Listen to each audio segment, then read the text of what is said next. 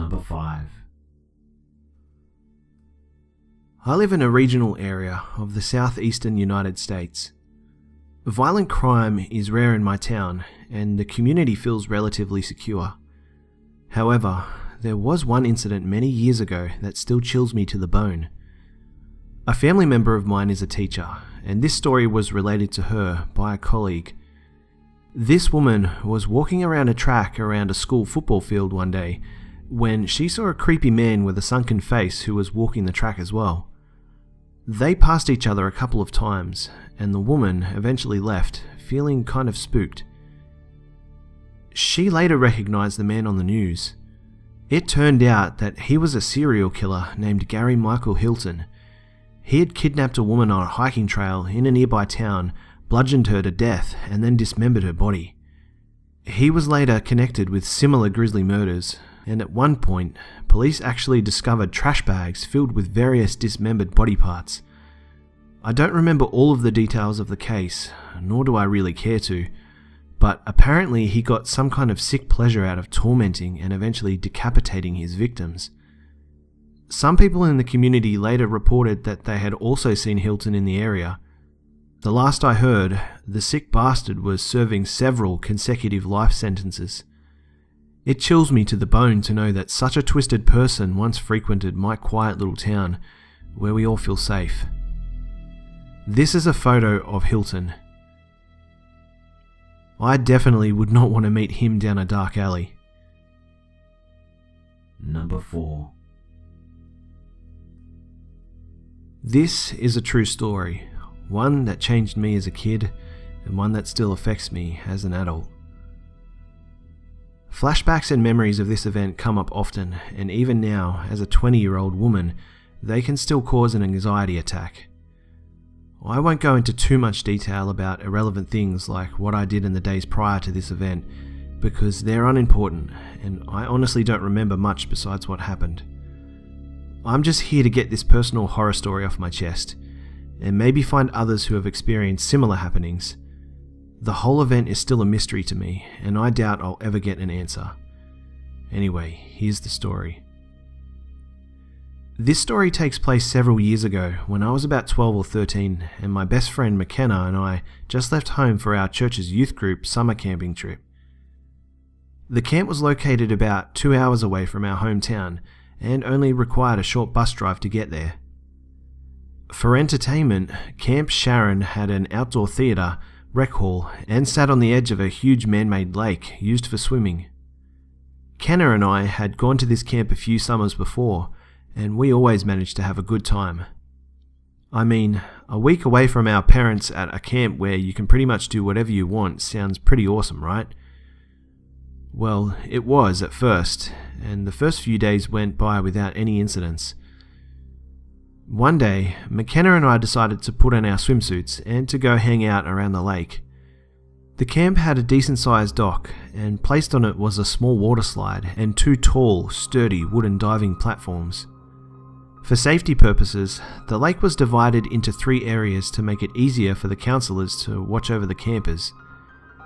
There was the junior swimming area that only went to about 3.5 feet deep, the regular swimming area that went just a few feet past the juniors, and the high dives were placed over the deepest water.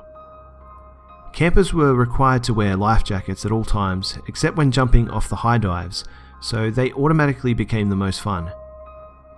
McKenna and I decided to dive a few times and then go see what there was to do at the rec hall. She took the shorter dive, and I, being the badass I thought I was, took the high dive. Once we climbed up, I saw how high above the water I was and immediately regretted taking the tallest one. But I was already at the top, and there was a small crowd of campers watching me, and there was no way I was going to wuss out in front of everyone. So, I pinched my nose and leapt off the platform, staying airborne a moment before cutting through the water in a perfect pencil dive. Now, all of this happened within what I estimate to be a total of 10 to 15 seconds, but I remember everything so vividly that it feels, and felt at the time, like it lasted forever.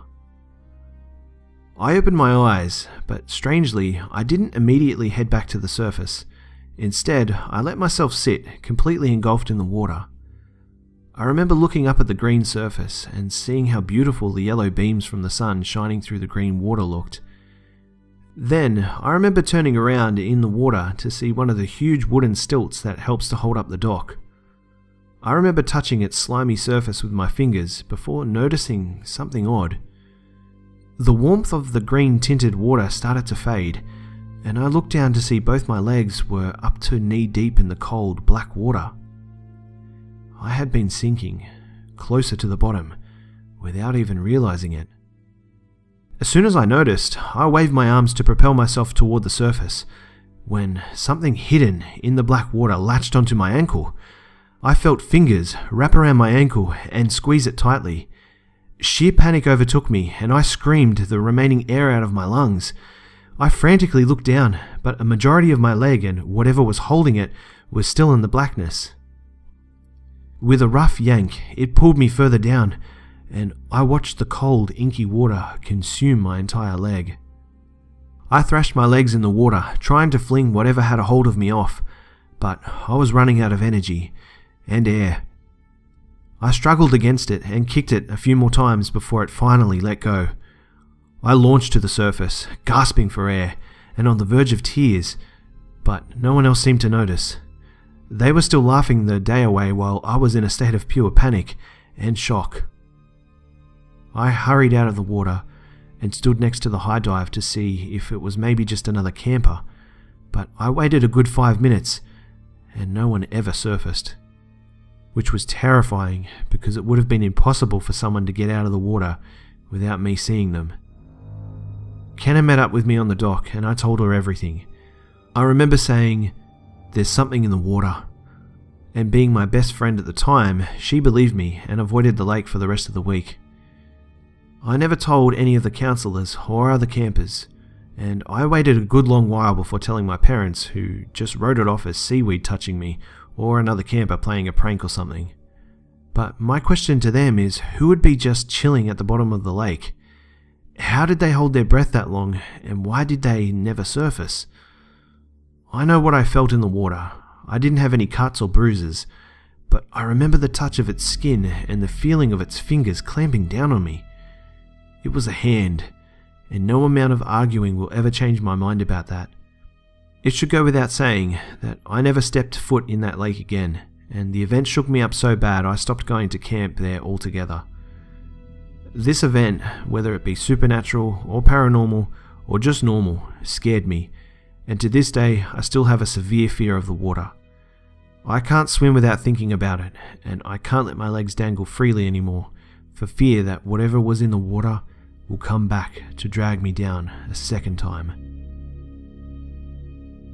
Number 3. This whole incident happened just over a decade ago. My house at the time was about half a mile away from a supermarket shop called ASDA. For those who don't know, it's kind of like the British Walmart, and because of this, I would regularly visit, most of the time with my mum or dad, but sometimes alone. I was 12 at the time, and had lived a sheltered life. Nothing really bad ever happened. Thus, my parents were pretty laid back about most things, so they didn't mind if I wanted to go to the park or the McDonald's on my own. We had lived in the town of Bolton, having moved from the city of Manchester from when I was 4. It wasn't a perfect place to live, but luckily I found myself in the nicer end. But now, enough backstory, on to the main event. It was summer 2004. I was off school and just generally bored, so I asked my mum if I could pick up something from ASDA for her. She was planning a small shop anyway, so she wrote down the list for me and handed me enough money. I felt special at this point. When I went to the shops alone, it was usually just for 1 or 2 things, but now I was entrusted with the duty of carrying out a much bigger job. But before I could leave, my little sister Natalie asked if she could go too. She was 4 years younger, but her birthday was in November and mine was in July, which meant at this point there was a difference of 5 years. She was 7 and I was 12. I didn't want to take her with me, as you can imagine, but she kept begging my mum, and eventually she caved in. I know what you're thinking. Letting a 12 and a 7-year-old go to the shops by themselves isn't responsible. But I have great parents. They can just be a bit irresponsible at times. I walked with my sister down to ASDA, and as we went inside, I picked up a basket and we began collecting items. It was funner than I expected. I thought I'd hate shopping with my little sister, but it was weirdly enjoyable. It was only a small shopping list, nothing more than a dozen items. I temporarily left my sister playing in the toy department while I quickly got some milkshake on the opposite aisle. As I returned to the toy section, I could see my sister playing with someone that was clearly much older than her. Even at my age, I could tell he was a short guy, nothing more than 5'6", maybe. He was completely bald, but had some stubble. He wore a weird, tightly fitted coat that looked like it belonged to a woman. It didn't fit him at all. I was confused and a bit freaked out by this. At my age, I was already well aware of stranger danger, so I quickly gestured to my sister. "Natalie," I said stoically as I raised my hand so she could hold it. She trotted over and grabbed it, and we slowly made our way out of the toy section. I turned my head around out of curiosity to see the bald man's reaction. His playful smile he had playing with my sister was now replaced with a stone-cold look of hatred, pointed right at me. I gulped and turned away. After about 10 more minutes, we had finally finished shopping. I went to pay at the checkout. I asked Natalie to sit on the bench next to a guide dog charity box. The charity box was shaped like two dogs, which my sister and I had nicknamed Chip and Dale when we had previously been shopping with our parents. I was sorting out the money and such and putting our items in the plastic bags. When I had finished, I turned around and began to walk to Natalie, and that's when I noticed. The bald guy from before had hold of her hand and had given her a massive block of Cadbury chocolate, the kind so big and expensive you'd only get on special occasions. They were talking about something. I didn't hear the entire conversation, but the half sentence I did hear will be cemented in my mind forever. "And you know, I've got dogs like these in my car. You can pat them." I understood then that I needed to get Natalie out. He was exploiting both her naivety and her love for the innocent plastic Chip and Dale dogs. Sick bastard. I quickly ran with the shopping and took Natalie's hand. "She's fine," I said. I then quickly steered my sister out of the exit of the shop. She muttered something under her breath, something like, "But I want to see the doggies." I decided to take an alternate route home, somewhere that'd take a bit longer but was more out of sight. As we walked, there was a clearing where I could see ASDA in the distance. It wasn't too far away. I could see the route we normally took. It was a pathway at the side of the shop itself, and there he was, the creepy bald guy, still with the Cadbury chocolate in his hand. He shook his head back and forth. He was frantically looking for someone, and somewhere in the back of my mind, I knew who. We made it back to our house, and I told my mum. I'm not sure what she did after that, but we were never allowed to go almost anywhere by ourselves in the years to come. The one good thing that came out of this is that I got a closer bond with my sister. If I ever become a parent myself, I'm definitely going to become more responsible. But I only realised this the other night. If Mum had given me a bigger shopping list, and I was at the checkout longer, maybe I wouldn't have arrived in time to stop my sister. I'm not a strong believer in fate, but a small part of me does think it was a miracle. Number 2. Something lives in my house. Not in it, just in the forest behind my house. It's not human, that's for sure. I've only seen it 2 times, and I never have come face to face with it. I've had paranormal things happen in my house before, but this is really what scared me the most. I was kind of a lonely kid, and I used to go outside during the night and turn all the lights on.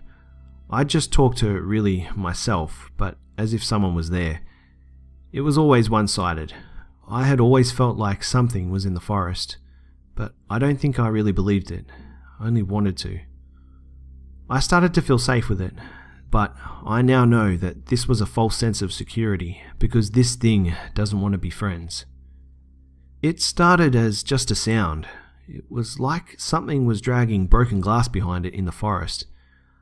The first time, I played it off as a wind chime that was on my clubhouse, but when I got inside, I remembered we had taken that down last year. Then, last winter, when the lake in front of my house had frozen, I was outside again with my 2 dogs, one a boxer who was very protective, and one a big Labrador collie mix, who would probably be friendly and try to make a friend if she had the chance. Anyway, the big one had a tendency to run off into the forest if she wasn't on a leash, so she was on a leash, but the other dog wasn't. I heard a growling noise. My boxer instantly perked up and growled back. My other dog wagged her tail and looked in that general direction. We were facing the lake, and the sound actually sounded like my dogs when they gnaw at the ice. It looked adorable when they do it, but I doubted it looked cute on whoever was doing it now.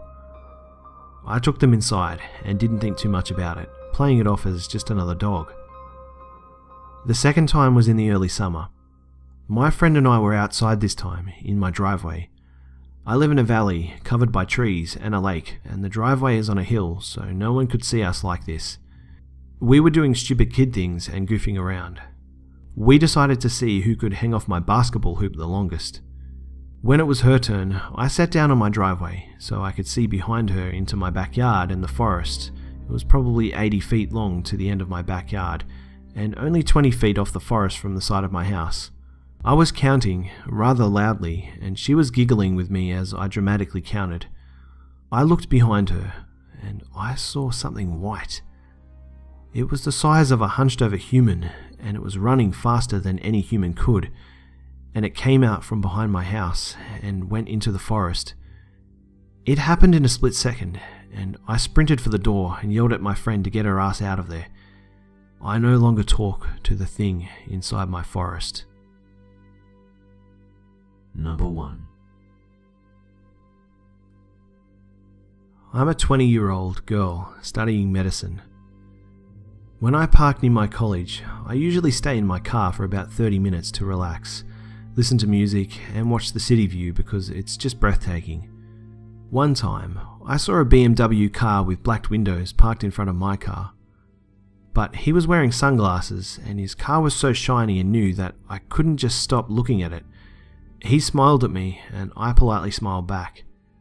After some time, I felt uncomfortable because he was getting out of his car and was just staring at me. I turned off my radio and got out of my car and went to the college. I had only one class that lasted 30 minutes that day, and when I got back to my car, that man's car wasn't there anymore. I found it weird because he was in the car while I was in mine, and when I went to the college, he probably drove away. But I didn't make a big deal of it, until one day I was home alone waiting for my dad to come home from work so we can go get my car back. I had broken a window. I heard a car stop near my house. I thought it was my dad because the sound of the car was similar to his. I grabbed my wallet and was ready to go downstairs, but I heard a doorbell ring. My dad wouldn't ring our door because he obviously lives here and has keys in case it's locked. I was pretty calm because sometimes my brother's friends come and ask if he's home, so I went downstairs and opened the door. My heart stopped. It was the same man from the college parking lot that creeped me out. I asked politely, "May I help you?" He smiled in a creepy way. Then I asked him, "Haven't we met before on a parking lot near Medicine College?" He replied with confidence, "Oh no, I work with your father. He forgot to tell you that he'll be home really late, so he asked me to come and take you to where you need to go." It was weird to hear that. My father always calls me if he has an emergency or he's stuck at work. I almost wanted to shut the door and tell him to back off, but I was way too naive and I believed him. I told him to wait so I could call my dad to make sure he was telling the truth. And as always, when you need something, you can't find it. I couldn't find my phone, and as I was getting ready to go back to the door, I couldn't see him. And then he was behind me, saying, "Oh, there you are. I was looking for you. You were taking so long. I wanted to make sure everything was okay." At this point, I knew he wasn't my dad's co-worker. I can't get away from this, and he's in my house, and I have nowhere to run. I had a plan though. A stupid plan. I offered him a cup of coffee and some pie that I made earlier. I wanted him to stay in my house as long as I could so my dad could come home and help me. It was hard, but I tried not to look worried and had a little chat with him, talking about work and his family. Well, he's a great actor, because he was talking confidently and was very sure about his words, but I knew something was odd about all of this. After he finished his coffee, he said, "We gotta get going, or you're gonna be late." I stopped breathing. I was in so much horror that I couldn't think of an excuse not to go. But I thought that maybe I'll see some neighbours outside so I can get help. So I replied, "Okay, I'm ready, let's go." You must have seen his face light up, pretty much the same as giving a child a lollipop. I bet he thought I was easy target. Well, yes, I'm short and curly hair, but I don't look 20 and I'm shy, a perfect victim. As we went outside, I saw his car, the same BMW that was near my college, and the same freaking car numbers. There were no neighbours around because obviously everyone was at work, and at that moment I thought I was dead. And that's not the worst thing. We were standing in front of his car, and even though his windows were black, I saw another man in the back seat that was probably waiting for me to get in. My heart dropped. I almost screamed, but turned the scream into a yawn to hide my fear. As he was opening the back car door for me, I saw another car drive in near my house. You'll never believe who it was. It was my dad. I literally died inside, and my eyes lit up. I was so happy. The man could not get away because my dad's car was blocking his, but he didn't seem scared, so he was waving with his hands so my dad could give him a way to drive the fuck out of my yard, and my dad did. The man jumped in his car and drove as fast as he could. I ran to my dad's car and told him everything, and we called the police. It's a miracle that I've remembered this car's number, and the man was found and arrested. Turns out he was into human trafficking, and he was looking for his latest female student victim. He was near my college, and God bless my father for turning up that day, just in time.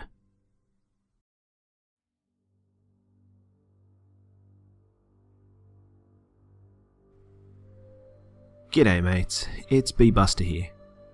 Well, I hope you enjoyed the video guys. A big shout out goes to the Hive members that shared their stories. Keep them coming guys, as this channel now relies upon your stories to continue. Even if you're not quite confident about your story or your writing skills, email me and we can work together to ensure it's delivered to the Hive well. You can find my email in the description below where you can send me your stories and say hi if you want. It would be awesome if you could like, share, comment and subscribe if you're new. Also, if you have any suggestions on what creepy countdowns you would like to see in the future, please let me know in the comments below, as the series will be underway soon. Thanks so much to everyone for their support lately. With everything that's been going on, it honestly means so much to me to have all of your support. I really value each and every member of the Beehive, and if it wasn't for you guys, I honestly wouldn't be here. So, thanks again guys, and I'll see you mates in the next one.